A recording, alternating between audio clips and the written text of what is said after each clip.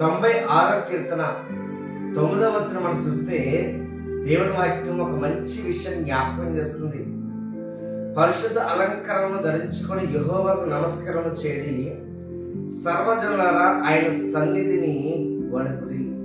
పిల్లరా, మనందరం కూడా పరిశుద్ధ అలంకరణ ధరించుకొని యెహోవాకు నమస్కారం చేసేవారుగా మనం ఉండాలట.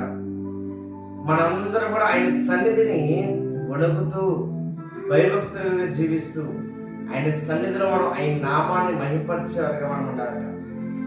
ఎప్పుడైతే మనము ఆయన సన్నిధిలో మనం వణుకుతూ భయభక్తులుగా జీవించేవారుగా మనం ఉంటామో, ఎప్పుడైతే దేవుని వాక్యాన్ని శ్రద్ధగా వింటూ విన్న వాక్యం మన హృదయంలో నింపుకుంటూ వాక్యాన్ని బట్టి నడుస్తూ ఉంటాము,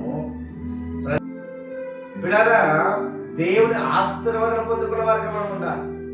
దేవుడట మనల్ని ఆశీర్వదించి కాచి కాపాడుతూ నడిపించేవాడిగా ఉన్నాడట.